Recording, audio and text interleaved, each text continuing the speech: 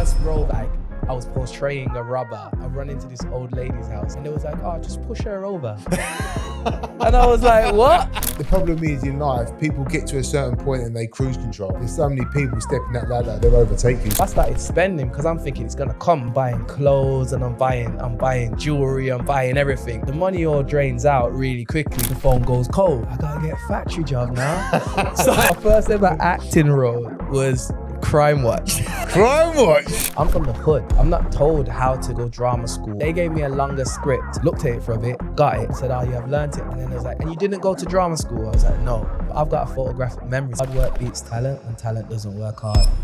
Welcome back to the Mr. Dubai podcast. Today I'm joined by Theo Johnson, a familiar voice from Radio 1 and a talented actor. Theo has built a career that spans both broadcasting and performance. And today we're going to explore how them two worlds merge. Theo, thank you for joining me. No problem. Before we dive into your career, how are you doing and what's been keeping you busy? I'm doing good, you know, doing good. Thank you for asking. And actually, I'm building a docu-series on people that are built different, and I'll tell you a bit more about that off camera. Okay, that'll be good. It'd be good to hear. Yeah. So how did your journey start on the radio? Basically, it started in an unorthodox way because normally people do a lot of like shadowing, they do a lot of running, and then they enter the radio space and do demos and do local radio and stuff like that and work their way up till they get an opportunity to do a Christmas cover on Radio 1 Extra or Radio 1.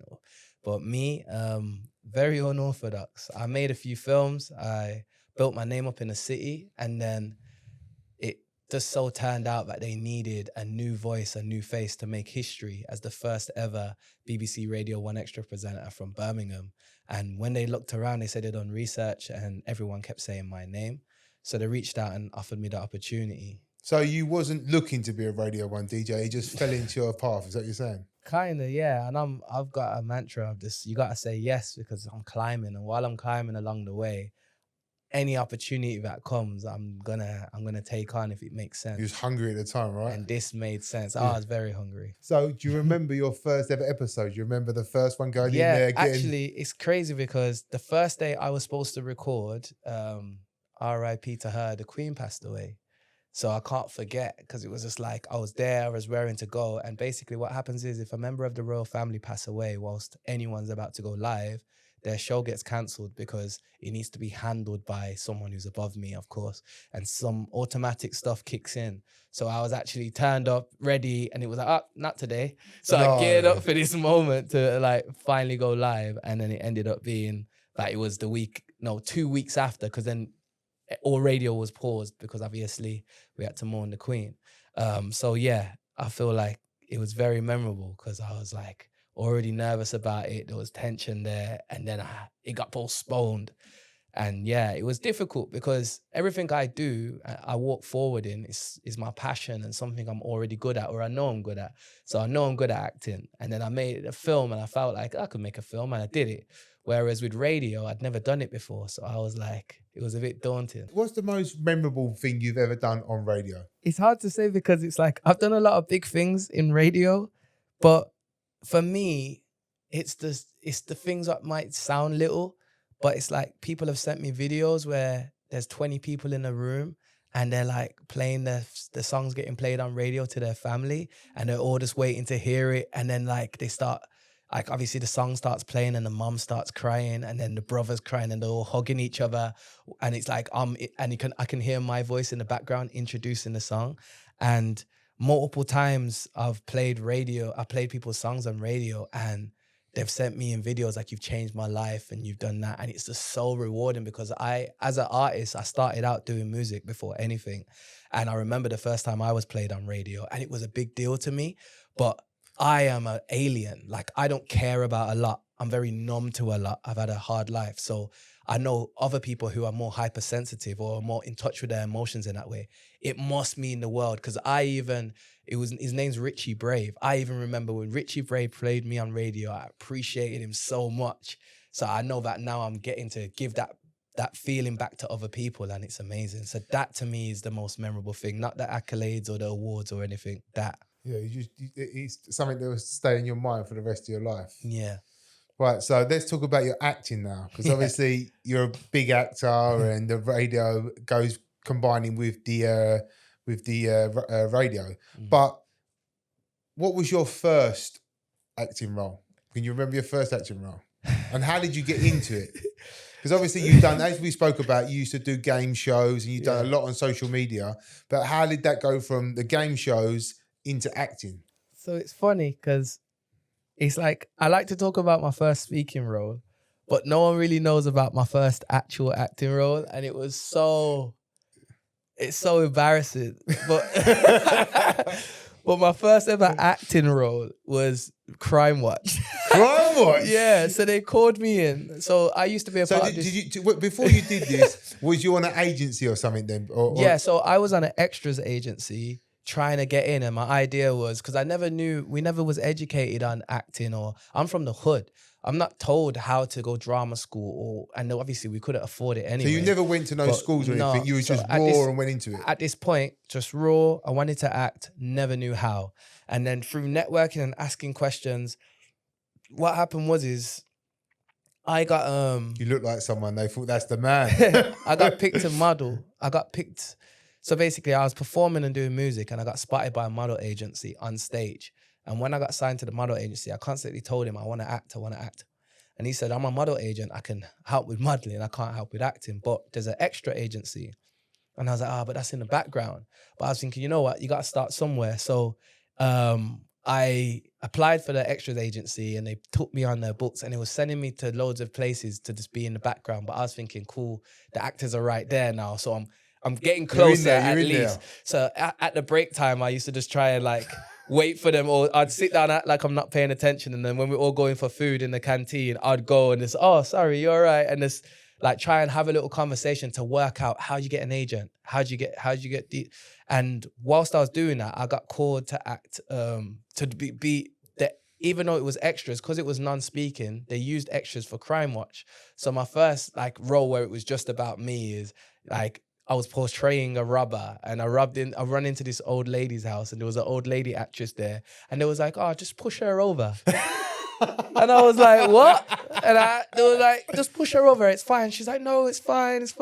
And I had to push her onto the sofa, because it's the guy, it's based on a true story. The guy in the thing, he runs up in this lady's house, pushes her down, but on the floor, and then robs her house. So they made me reenact it, because it's a reenactment while the guy talks, but I just felt so bad. But I was like, some people are going to watch this and think I'm the real robber. But yeah, that was embarrassingly my first role. But my first role that meant something to me, I went for an open audition for Channel 4's Raised by Wolves by Caitlin Moran. And when I went there, I heard about the open audition from my agent. He said, I can't help you, but there's an open audition there. And it was for a character called Yob One. So I didn't even have a name, but I had a line. It was like Oi or something like that. So it's like they gave me a longer script anyway, so we could audition. But if I landed it, the role was going to be me just walking and going Oi to someone. But that was a start. Yeah, that was a start. So I've gone there and I've done the audition, and they're all looking at me strange. So now I'm looking back at them like, is everything all right? And they're like, poker face, like Simon Cowell, just sitting there they're like, what drama school did you go to? I'm like, I didn't go drama school. They was like, what agent you with? I was like, no, I haven't got an agent. They was like, okay. And I was like, are you all right? Because it was just being weird to me. And then they was like, do me a favor, go back in there, but read this, learn it, and bring it in. You can read it, use the script. But people don't know this, but I've got a photographic memory. So it's like, if I look at something for a while, I'll learn it all. I've just been really good at that. That's something I just always had. It's like, if it's written, that you could tell me something and I'll forget it tomorrow. But if I look at it, I will remember it. I don't know why. So then I've gone in there, looked at it for a bit, got it. So then I've knocked back on and said, oh yeah, I've learned it. And they was like, okay, bring in the script. Where's the script? I said, no, I've got it. And they was like, you sure? I was like, yeah. And they was like, okay. And then I'd done it, and they was looking at me weird again. And then they was like, and you didn't go to drama school? I was like, no. And they was like, all right, cool. We'll be in touch. And I was like, cool. And then when I left, a week later, they called me, and they was like, we want to give you a main role in the series of a character called Callum. So that was your first. So I was, yeah. That was your first main. My first ever my first ever serious acting And you role. went from oi Yeah, to a to full like role. an actual, yeah. So it was 6 episodes, and I was in 4 of them. Yeah, That's really good. so yeah, it was definitely a shock to the system. But saying that, my son used to do acting, Yeah, and we auditioned for a Marks and I Spencer. love how you say he used to. He's still young. Yeah, There's still time. we did, but we done a Marks and Spencer's Dutch advert. Don't know why, but we done it in English. Yeah, but it was for, I think, awareness for men's awareness or something like that. Yeah, But it was only a few lines. Roman got it like that. Brilliant. It took me, as you know, I'm not the most best. It took me about 147 times. Do you know what I mean? And he was looking at me to say, "Come on, Dad. It's like 4 words. It's like 4 words." I mean, he went with a long script. Yeah, But that's just something I'm not very good at. It's a talent. Roman's very good at that. He can read something, can store it, whereas my brain kind of skips a few things, adds another couple in. So, is that your most memorable thing, or have you got something that... my most memorable role? Yeah. I'd have to say definitely for TV, but my most memorable role for me was making just one knife affects many lives. So my friend... Is this the one that did you make this one? Or? Yeah. Yes. So when I landed this show, it was like bittersweet. So I've landed this role. I'm on Channel 4. I've come back to my hood as a hero. I'm like a king now, because I'm rose up from the ashes, and now I'm on TV when we're really in the trenches, in the hood. And my friend Shaim, he was in a younger year to me in school, and me and his brother were best friends in school, and he got stabbed to death. And it was just heartbreaking for me, because like he ain't got to drive a car. He didn't even get a girlfriend, I don't think, like not a serious one anyway. He was young. And like, I just wanted to do something about it. I just remember being really upset. And it was the first time we like experienced like loss as well. So I was going through all these motions, and I thought, I want to make a film. I want to raise awareness. And I made a film called One Knife Affects Many Lives. And again, I wanted to do it in like a way that's not just your generic, I'm angry at you, let me stab you. Because I always think, if I'm in someone's head and I'm trying to persuade them to not do something, if I showed you, you could really hurt someone if you stab someone, they're going to be like, well, I'm trying to hurt someone. Yeah. So what I did was, in that, the guy's got his knife on him, and he's just running from a situation that he was in. And when he's running, he bumps into an innocent stranger. And when he bumps into them, because of the way his knife's positioned, he stabs the person, and then the person dies. And then he's just like, oh my God, and he's just killed someone, an accident, just from bumping into them. But now you're carrying a knife, you've killed someone, you didn't even mean it, and now you go in jail. And it just shows you, like, even if you have something like that around you, the energy it brings, and the energy you're giving, obviously life's all about energies and that. And if you're putting that out into the world, that's what you're going to attract. So that's what I created. That was the first film I made. And seeing the impact it had, seeing the awards it was nominated for, the fact that that was the first time I made the news, the first time I was in the BBC place, the BBC studio where I work in now, that was the first time I was invited in when I made that film. And I was like, hang on a minute, I've landed a TV role at a young age, no one really cared. I've made my own film, now everyone wants to talk to me. And I realized this might be my calling. So another thing is, obviously, when you go into being a character, you're obviously going to being a character, you've done the main roles. How hard is that to become that character? For me, if you know what I mean, because I know you say you was in the hood and stuff like that, so it's kind of the thing, but you're still playing someone. Yeah, I'm playing a character. You're playing a character. So I'm like, it's like, you know, you have Cristiano Ronaldo and you have Messi. My tutors get really annoyed with me because I done performing arts in college. That was like to the heights of my training. But it was like, I'm just a natural when it comes to acting. I've never done loads of research. I've never put loads of effort in. And I think that's when you know it's your calling. Like Messi he just does him. And I'm not saying he doesn't train, but it can tell that it's natural, whereas Cristiano Ronaldo's have put the work, regimented his life. He's still 42, right? And he's still playing ball. There you go. So it's like, I think there's some people who have it and there's some people who can get it if they apply themselves crazily and be obsessed. I wasn't really obsessed. If you told me to act something, I was just able to do it and convince people on it. Another thing is that as we're talking about this, could you play a role where you was like a nerd that fell in love with a woman that's completely different to your character? Do you get what I mean? Because you played all these Yeah. with your films and stuff like Tough that. guys, tough guy roles. Could you do the opposite? Absolutely. So You I could. did that. So one of the times I wanted to raise awareness, I made a film called what's the film called now? It's Your Fault Now. Yeah. And again, I wanted to be versatile. I wanted to show different characters. So I played a doctor and I had glasses and I had a snort as well. So I changed the way I laughed. So like when I laugh, I'll be like with the character, I was like so I was snorting when I laugh kind of thing, and it's being proper goofy and nerdy. And if you watch that, you're like, bloody hell, like, because I've got big frame glasses on. How do you prepare yourself for something like that? Do you have to do the homework? Do you have to, if they give you a character, do you have to go away, or do you just go straight there and just? I think even in this room right now, like I've got something wrong with me where I'll psychoanalyze every situation. So I don't mean to do it, but I notice myself. I look at people's feet. I look at people's trainers. I look at the way people sit. I look at the way people stand. So it's like if I wanted to play a certain character, I would just look at someone and get inspiration from that. And it's like when in my head, I was thinking Nutty Professor, nerd, like Norbit, all of that kind of thing, things that I've seen on TV. It's almost like AI where I get loads of inspiration and just make it me.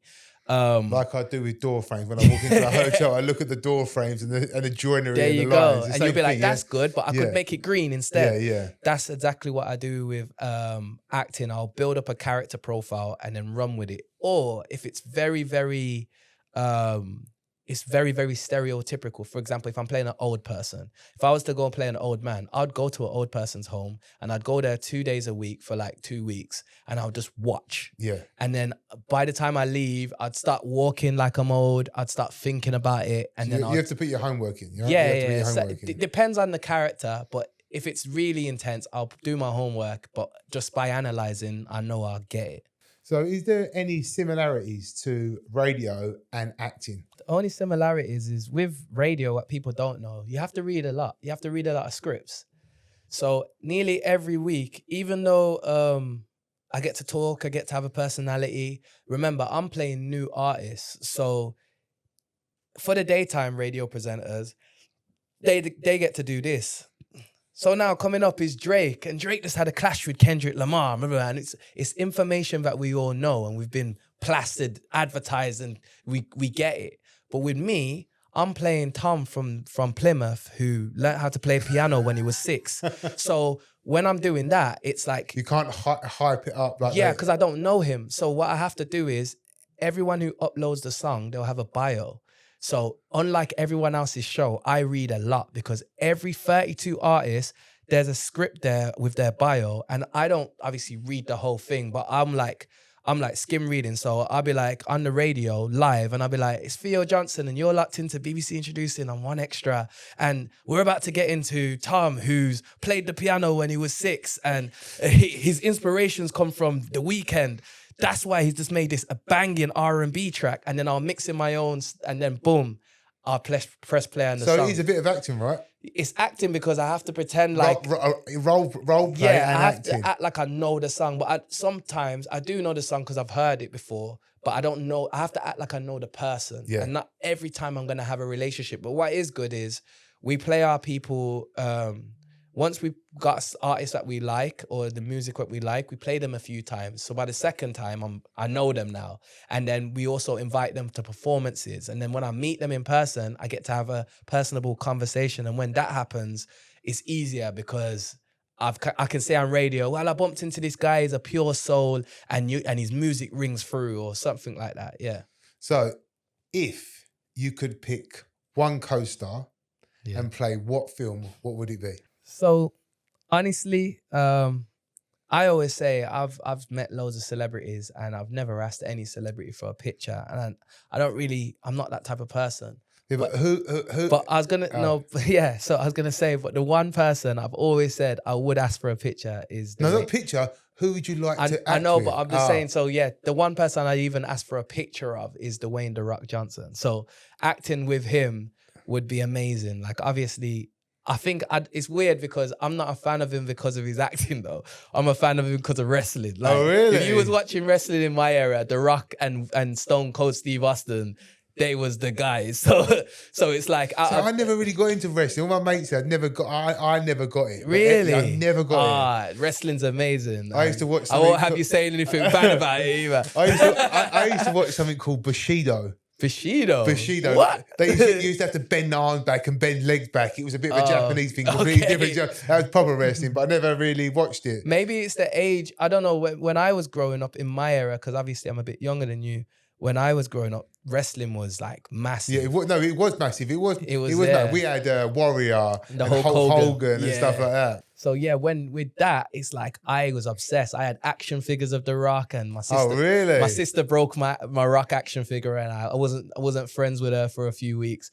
But I just rate everything about The Rock. His lingo, his talk, the way he was, and then when he started making it in acting, it's just, I don't know, I feel nostalgia because I feel like life hardens you and you grow older and you stop caring about things. And because I've seen people die, I've seen people shot, I've been shot at, I've had a really like high adrenaline life, which makes me not care about a lot.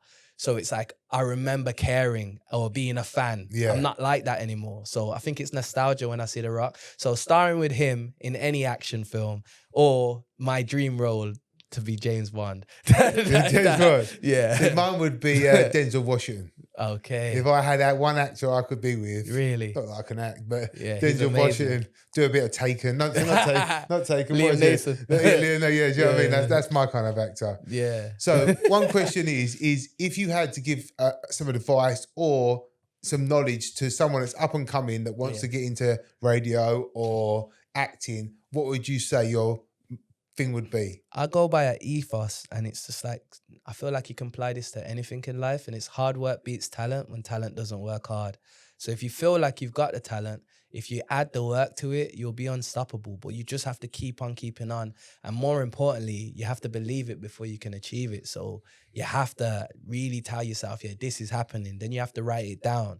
Then you have to look in the mirror and tell yourself. Then you have to tell other people, because you don't want to be a liar. So you want to tell a lie that's true. Tell a lie you're going to make true. Yeah.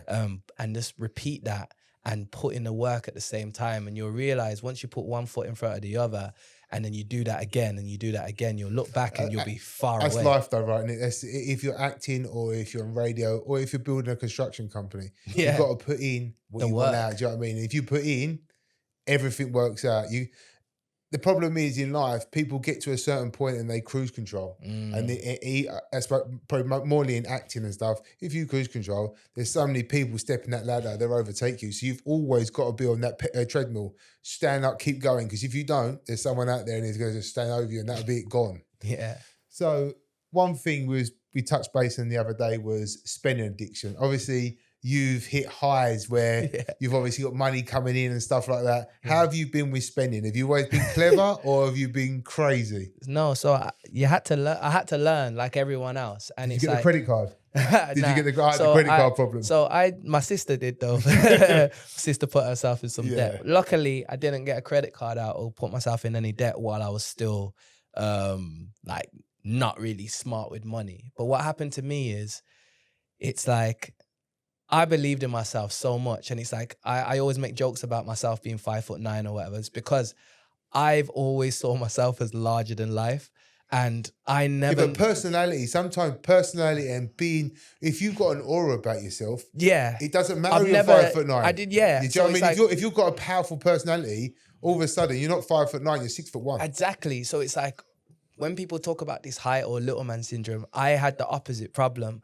My problem was I didn't know how to communicate what was in my head properly yet. I wasn't as articulate as I am now. If I was emailing someone, I'd say, yo, it's Theo, you good? Like, that's how I used to talk to professionals. So I wasn't mature enough yet to understand. So when I'm walking in a room, I'm like, I'll sit around other actors in a rehearsal or audition. I'm like, I can't wait to land this role because I'm the best actor here. Like, I'll just say that when there's other actors in the room and they would just be like, oh.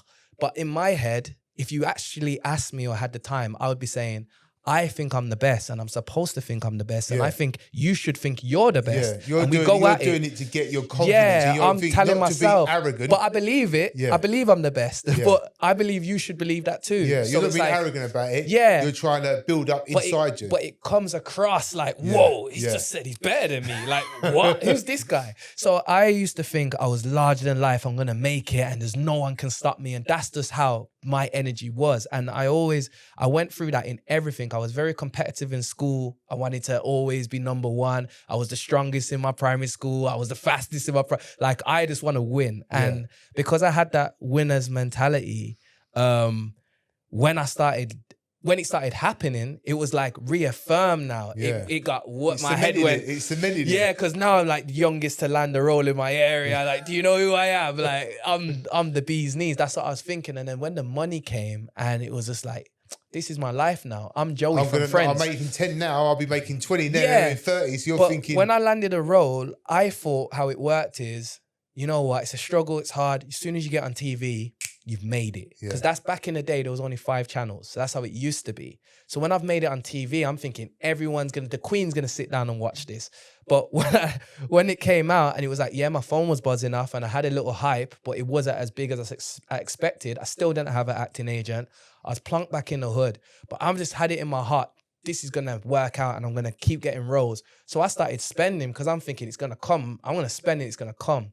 So I'm buying clothes and I'm buying jewelry, I'm buying everything. And I'm thinking as well, I gotta look the part now because I'm telling everyone I'm this big person and now I've got money, I gotta prove it. So the money all drains out really quickly, quicker than you expect. Yeah. And you turn around and you've got like you got Louboutins there, you got Giuseppe's, and then you got one Dior t-shirt.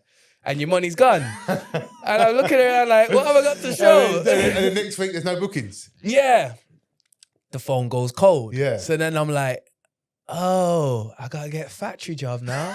so I take my Dior's off and put on these work boots, sort of digging into my feet, and now I'm going to a factory job. And the worst of it all is... But did you do that though? Yeah. I went and done a 12-hour shift. That's a topic we had with Callum.